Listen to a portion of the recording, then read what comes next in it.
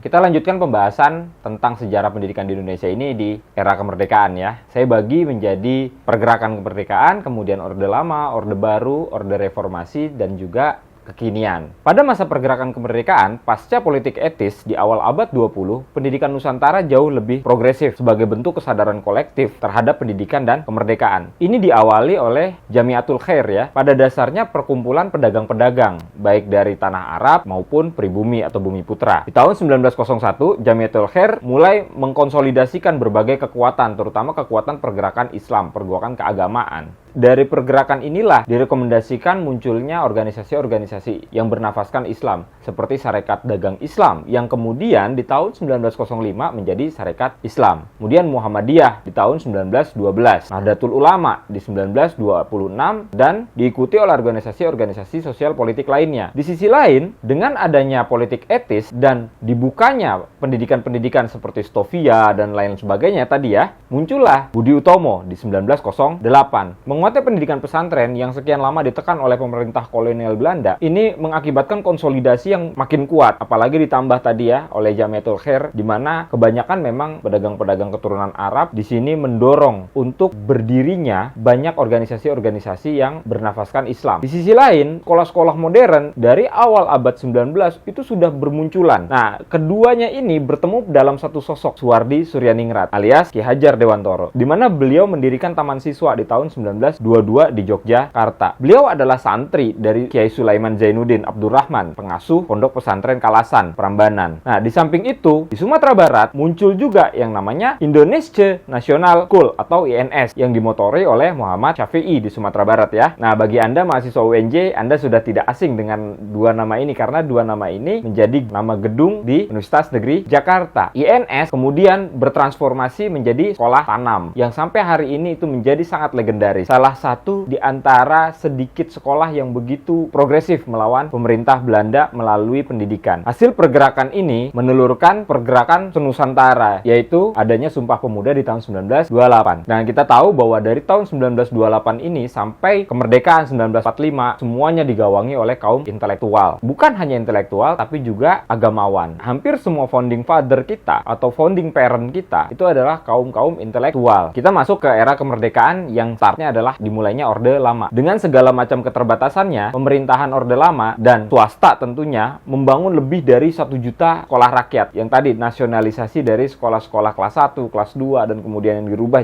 oleh Jepang ya. Kemudian puluhan ribu SMP, SMA, SMEP, MEA, SGB, SGA. SGB ini sekolah guru B, SGA itu sekolah guru A, sekolah teknik, STM, FMA, SKP, sampai dengan berdirinya perguruan tinggi seperti UI, UGM, UI, dan ITB. Nah, di tahun 1952 muncullah Undang-Undang Pokok Pendidikan nomor 12, di mana di sana ada Pancawardhana, bertujuan mendidik pemuda-pemuda Indonesia secara paripurna, patriot, komplit, seimbang, cerdas, dan dapat mempergunakan tangannya. Artinya mempergunakan tangannya itu dia mampu berjuang. Agak-agak semi-semi sosialis, tapi ya memang seperti itulah awal pergerakan kita, terutama di dunia pendidikan. Di mana Undang-Undang Pokok Pendidikan ini mentargetkan di tahun 1964 Indonesia sudah bebas buta huruf, dan kemudian menetapkan pada tahun 1970 mahasiswa di Indonesia jumlahnya harus 1% dari total penduduk Indonesia. Tahu nggak sekarang berapa jumlah mahasiswa dari total penduduk Indonesia? 2%? 3%? Ya, sekitar segitu. Masih sekitar 2-3%. Bahkan penduduk Indonesia yang mempunyai gelar pasca sarjana itu masih di bawah 20%. Ini cukup mengkhawatirkan ya kalau kita mau bersaing di dunia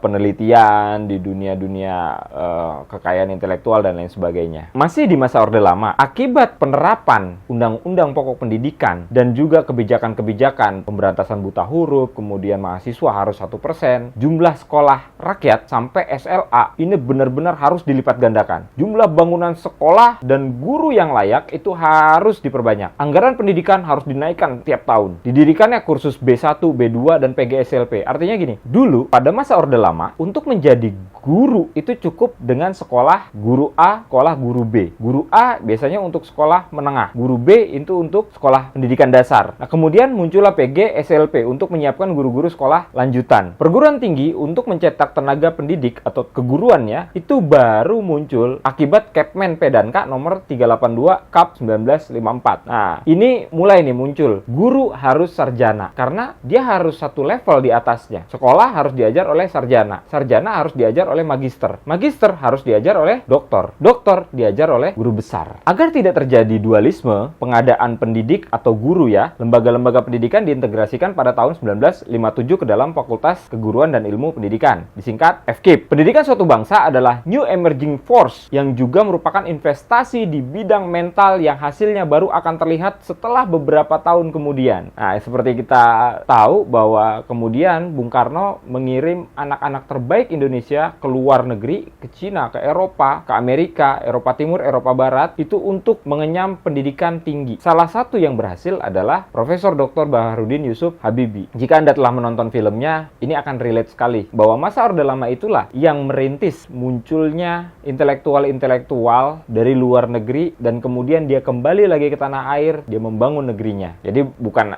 hanya era reformasi, dari era Orde Lama itu sudah dimulai. Kemudian ini dilanjutkan di era Orde Baru dan reformasi. Next, di tahun 1963 era baru mulai muncul. Melalui Peraturan Presiden Nomor 1 tahun 1963 memuat keputusan tentang pendidikan guru FKIP dan IPG atau Institut Pendidikan Guru yang kemudian integrasinya menjadi IKIP, Institut Keguruan dan Ilmu Pendidikan. Dikarenakan pergolakan revolusi dan berbagai pemberontakan yang juga melibatkan guru pada waktu itu, terutama pemberontakan komunis dan DITII, akhirnya jumlah guru ini berkurang sangat drastis. Sehingga untuk pengadaan guru pun harus dilakukan dengan cara apa adanya, seperti lulusan SR menjadi guru SR, walaupun kemudian disetarakan dengan sekolah guru B.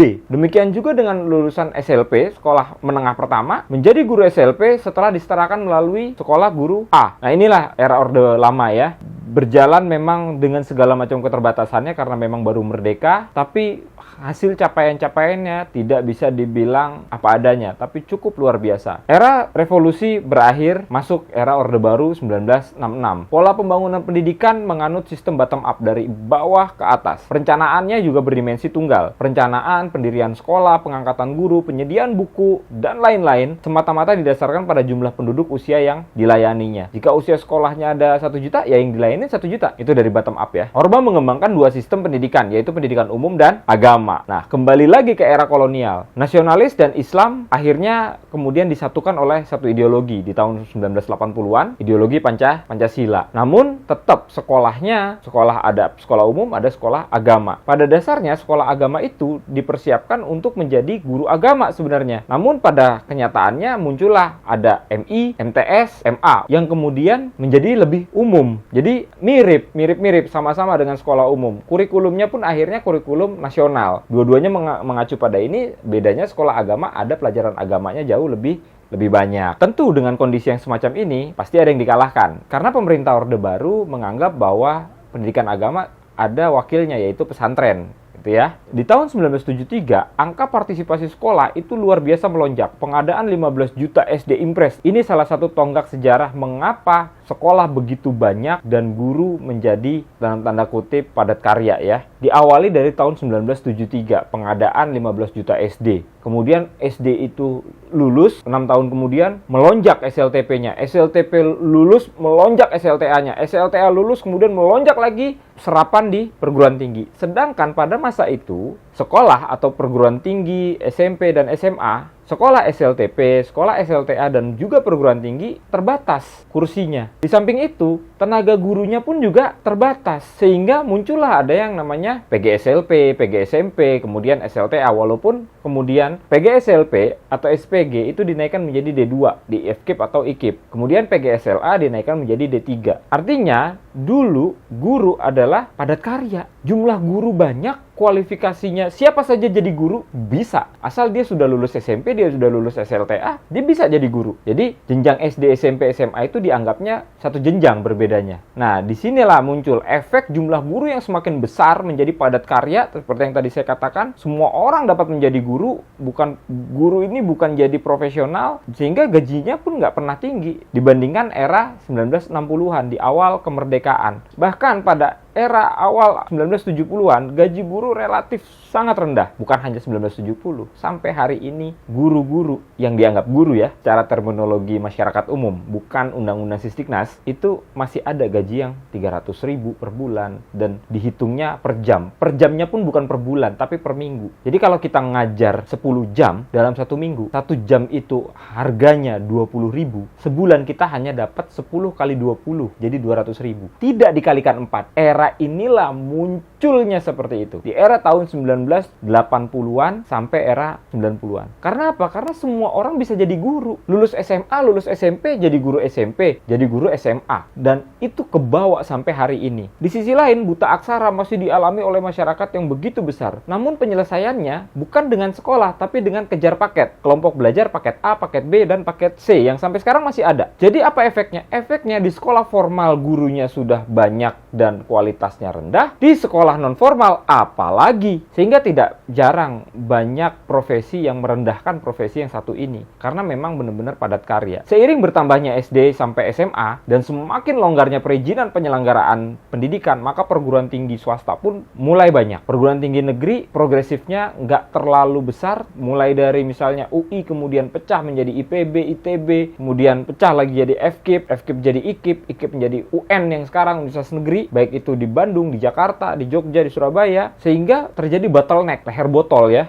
Yang mau daftar banyak, yang diterima sedikit. Walau demikian, sampai tahun 1980, angka partisipasi sekolah dasar itu masih kurang mengembirakan. Sehingga tahun 1984 itu dicanangkanlah wajib belajar 6 tahun. Di mana nanti memicu munculnya Undang-Undang Nomor 2 tahun 1989. Di situ diatur tentang sistem pendidikan nasional. Artinya Undang-Undang Sistem Pendidikan Nasional yang pertama kali. Sebelumnya kan ada Undang-Undang Pokok Pendidikan. Dan di tahun 1994 dicanangkanlah wajar 9 tahun, SD sampai SMP. Kebijakan ini dalam rangka mengantisipasi era perdagangan bebas Asia Pasifik tahun 2020 dan ASEAN tahun 2003 kemarin. Artinya apa? Artinya perencanaan itu sudah ada sejak era Orde Baru. Kita sudah mempersiapkan diri untuk era MEA yang kemarin kita sudah lewati. Dan beberapa kali saya singgung bahwa era MEA ini adalah eranya sertifikasi. Eranya era kompetensi dan sertifikasi. Dan orang-orang yang survive di sini kebanyakan itu diawali oleh pendidikan vokasi, lulusan dari pendidikan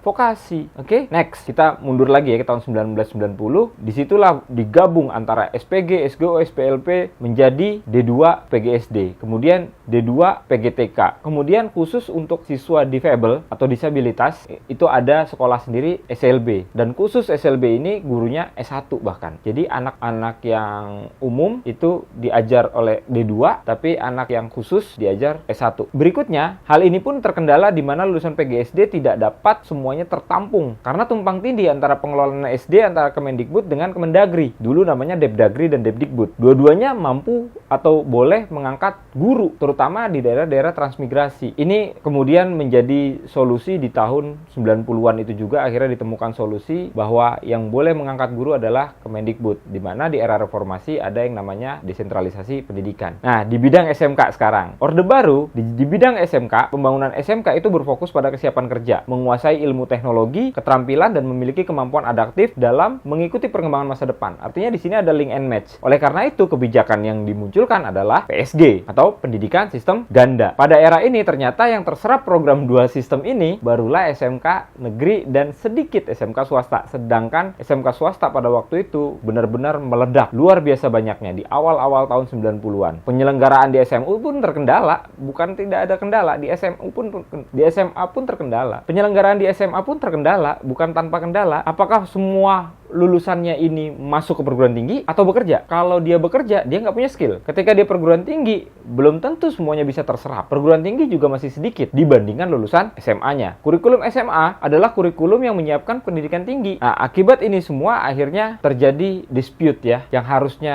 SMK itu 70% jumlahnya, sekolah SMK itu 70% jumlahnya, dan SMA itu hanya 30%. Terbalik di era 90-an ini. SMK itu hanya 30% dan yang dominasinya bisnis manajemen. SMA ini 70%, sehingga tak bisa dihindari lagi bahwa pengangguran meledak di sini. Puncaknya adalah di tahun 98, krisis multidimensi, jatuh Orde Baru, kemudian muncullah reformasi. Munculnya reformasi ini ditandai oleh angka partisipasi kasar, baik di bidang pendidikan dasar, menengah, maupun tinggi yang benar-benar anjlok, turun drastis. Artinya program Orde Baru yang di tahun 90-an, yang untuk mengentaskan kemiskinan dan menuntaskan wajib belajar 9 tahun, ini benar-benar gagal total. Karena angka partisipasi kasarnya benar-benar turun. Bahkan angkatan kerja pada waktu itu rata-rata di bawah SD, hanya bisa baca tulis. Ini akibat dari program pendidikan yang tidak terencana dengan baik. Sekolah guru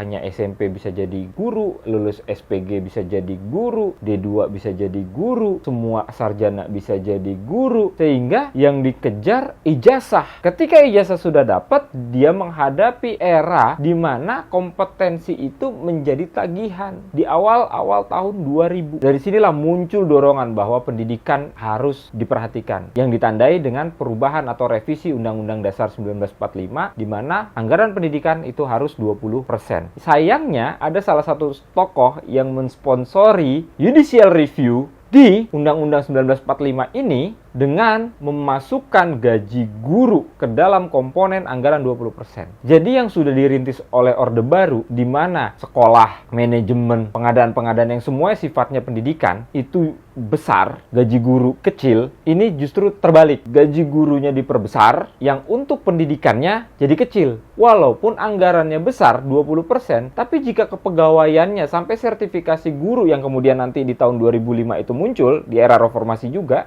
ini jadi kacau balau. Jadi gurunya dibayar tinggi, pendidikannya kualitasnya rendah, sarana prasarananya nggak ada, gedungnya apa adanya, alat-alat pendidikannya semua berantakan, manajemennya juga payah. Hancurlah kalau begini terus. 1 tahun setelah reformasi, tepatnya di tahun 1999, diperluas kewenangannya IKIP menjadi universitas. IKIP yang awalnya ditawari menjadi Universitas Pendidikan Indonesia, menolak, kemudian memilih menjadi Universitas Negeri Jakarta. Dan gelar Universitas Pendidikan Indonesia itu diberikan kepada IKIP Bandung, yang sekarang menjadi UPI Bandung.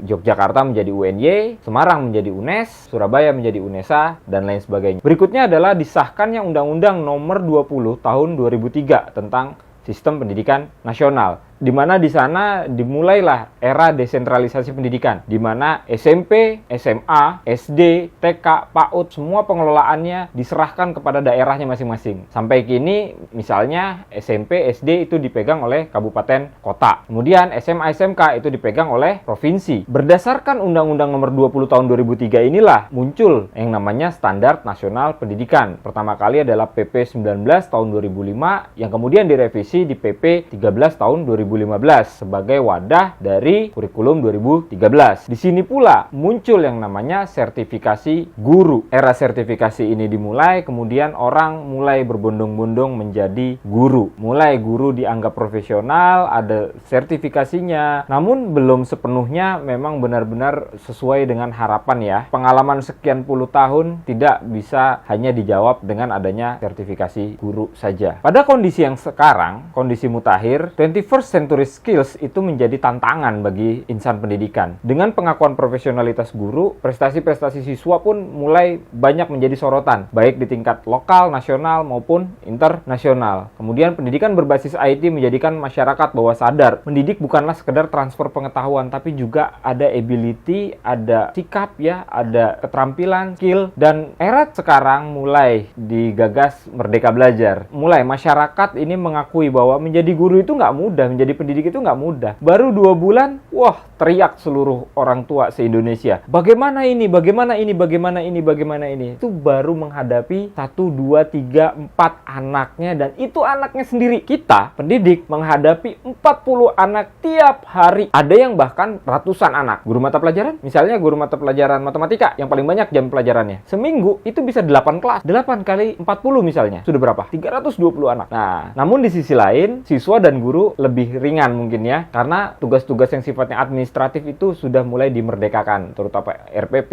kemudian bahan ajar. Walaupun pada faktanya dan pada prinsipnya bahwa RPP, bahan ajar, media, evaluasi itu adalah kewajiban dan juga hak dari pendidik. Demikianlah penjabaran tentang sejarah pendidikan. Mudah-mudahan dapat bermanfaat. Saya ucapkan terima kasih. Kurang lebihnya saya mohon maaf. Wabillahi taufiq walhidayah. Wassalamualaikum warahmatullahi wabarakatuh. Salam sejahtera buat kita semua.